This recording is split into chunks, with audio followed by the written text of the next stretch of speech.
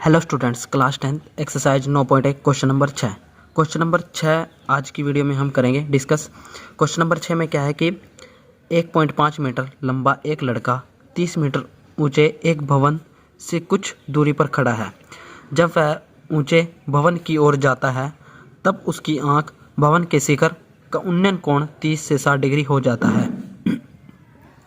बताइए कि वह भवन की ओर कितनी दूरी तक चलकर गया है। ठीक है बच्चों, हमें उसकी दूरी निकालनी है कि भवन की ओर वह कितनी दूरी तक चल कर गया। ठीक है, अब इसका सबसे पहले डायग्राम बना लेते हैं। हमारे पास एक भवन है, कितना 30 मीटर ऊंचा, ये हमारे पास भवन है। ठीक है, ये क्या हमारे पास भवन, कितना है इसकी लंबाई 30 मीटर। ठीक है, 30 मीटर है इसकी लंबाई। और कुछ दूरी पर, इससे कुछ दूरी पर, भवन से कुछ दूरी पर यहाँ पर एक लड़का खड़ा हुआ है जिसकी लंबाई है 1.5 मीटर। कितनी लंबाई है ये, क्या कौन है, लड़का 1.5 मीटर इसकी लंबाई है। ठीक है, और ये लड़का जब इसके शिखर पर देखता है, भवन के शिखर पर देखता है तो वो कितना कोण बनाता है 30 डिग्री। ठीक है, 30 डिग्री, ये क्षैतिज रेखा होती है, इसके समान एक रेखा ये। ठीक है, ये इसके समान रेखा यहाँ पर कितना कोण बनाती है 30 डिग्री। ठीक है, अब ये लड़का भवन की ओर, मतलब इस साइड भवन की ओर यहाँ पर चलकर आ गया, यहाँ पहुँच गया।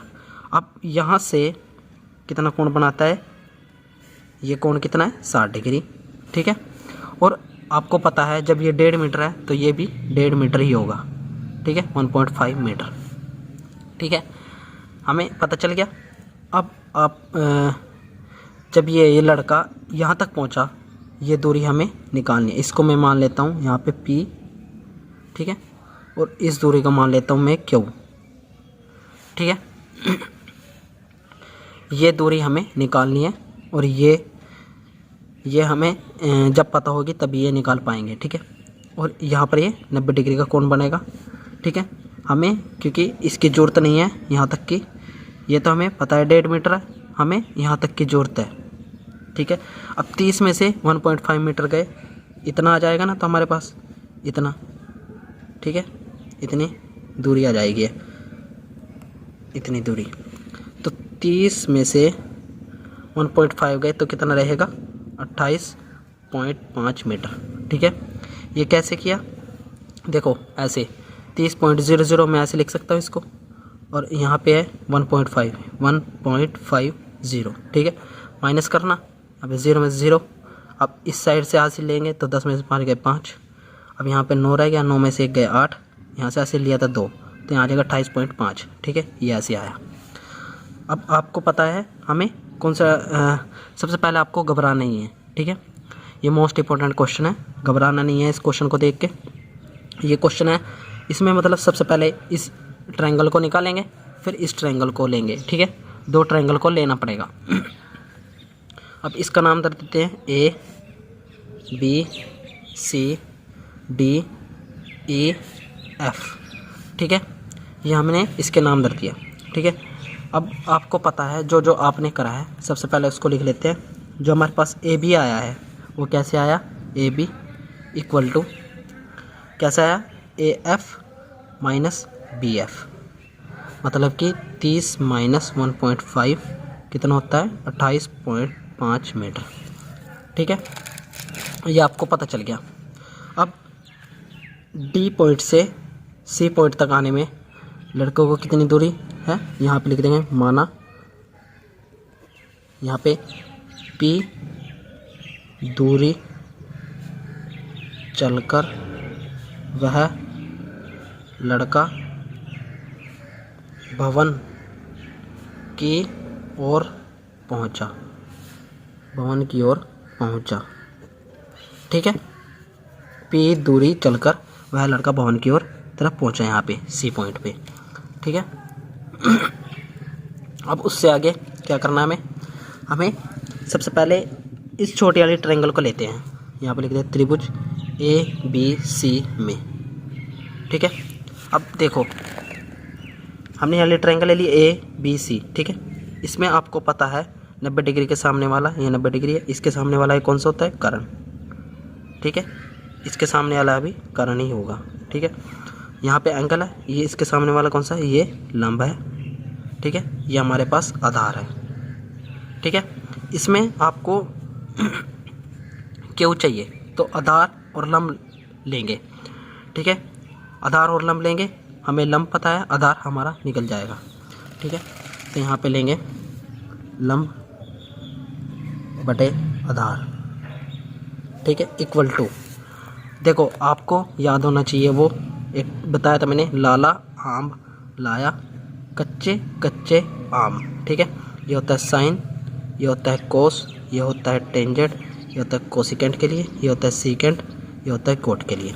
अब देखो लंब बटे आधार, लंब बटे आधार किसको होता है, टेंजेंट का। तो यहाँ पे टेंजेंट एंगल कितना है इसका, देखो एंगल कितना है 60, तो यहाँ पे 60 आ जाएगा। ठीक है, अब लंब कितना था हमारे पास 28.5 डिवाइड बाय आधार। ठीक है, और टेंजेंट 60 कितना होता है बच्चों, आपको वो टेबल आनी चाहिए, जो ट्रिग्नोमेट्रिक टेबल है वो आपको पता होनी चाहिए। टेंजेंट 60 का मान कितना होता है, √3। ठीक है, अब आधार यहाँ पे चल जाएगा। ठीक है, तो ये आ जाएगा हमारा आधार इक्वल टू कितना है 28.5 डिवाइड बाय √3। ठीक है, ये हमारा फर्स्ट समीकरण बन गया। आधार को हम कैसे लिख सकते हैं, आधार क्या है, देखो इसमें आधार क्या है, क्यू, तो यहाँ पे हम क्यू भी लिख सकते हैं। ठीक है, क्योंकि इसके आगे जरूरत पड़ेगी। यहाँ पे समीकरण 1 ले लिया। अब देखो ये ट्रायंगल पता चल गई, क्यू निकल गया। अब बड़े ट्रायंगल लेंगे त्रिभुज ABD में।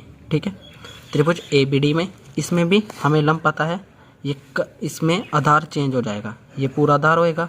आधार क्या होएगा इसमें, DC और CB plus DC plus CB। ठीक है, ये दो आधार होंगे इसमें भी सेम लगाएंगे।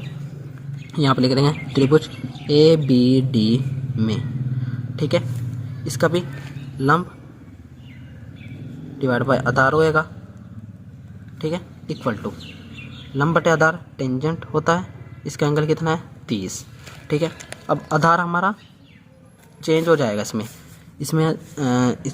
चेंज हो जाएगा, लंब सेम रहेगा। आधार क्या हो जाएगा इसमें कि जो DC प्लस CB हो जाएगा।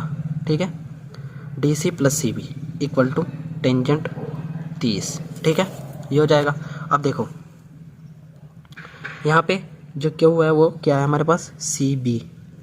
ठीक है, CB भी है वो। ठीक है, यहाँ पे लंब कितना है हमारे पास 28.5, और देखो DC प्लस CB कितना है हमारे पास 28.5 √3।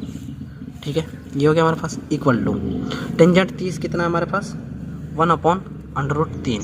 ठीक है, 1/√3 क्रॉस मल्टीप्लाई हो जाएगी। ठीक है, ये साइड आ जाएगा, ये साइड, तो यहाँ पे कितना आ जाएगा, यहाँ पे कितना आ जाएगा, देखो 28.5 गुणा √3 equal to DC plus 28.5 divide by √3। ठीक है, क्रॉस मल्टीप्लाई करती है इसकी यहाँ पे। अब देखो यहाँ पे आ जाएगा 28.5 गुणा √3। अब ये प्लस का इस साइड आ गया, माइनस को 28.5 divide by √3 equal to DC। ठीक है, अब इससे आगे 28.5 कॉमन आ जाएगा, 28.5 यहाँ पे क्या बचा √3 माइनस 1/√3 इक्वल टू DC चल रहा है यहाँ पे। ठीक है, यहाँ पे कितना है DC इक्वल टू 28.5। ठीक है, अब यहाँ पे इन कैल्शियम लेंगे, √3 एलसीएम आ जाएगा, इसके नीचे कुछ नहीं है, यहाँ पे 1, इसकी गुना इसके साथ करेंगे तो यहाँ पे 3 आ जाएगा, -1, ये सेम रहेगा। ठीक है, अब इक्वल टू 28.5, 3 में से एक गया 2 √3। ठीक है, अब तो 28.5 की 2 से गुणा करेंगे तो कितना आ जाएगा 57 √3 नीचे नहीं छोड़ते वर्गमूल नीचे कभी भी, तो यहाँ पे √3 से और √3 से डिवाइड, गुणा और डिवाइड कर देंगे √3 से। ठीक है, तो यहाँ पे आ जाएगा, ये कितना आ जाएगा 57 √3। तो √3 कितना होता है यहाँ पे, √3 कितना होता है 3, तो 3 से कट जाएगा, 3 3 3 में 27। तो यहाँ पे DC का मान आएगा जो वो 19√3 आ जाएगा, ठीक है, मीटर। ठीक है, ये हमारा आंसर हो जाएगा। और आप लिख सकते हैं कि वह लड़का भवन की ओर 19√3 मीटर चलकर गया। ठीक है, ये हमारा आंसर हो जाएगा। ठीक है बच्चों, thanks to watching my channel and subscribe now.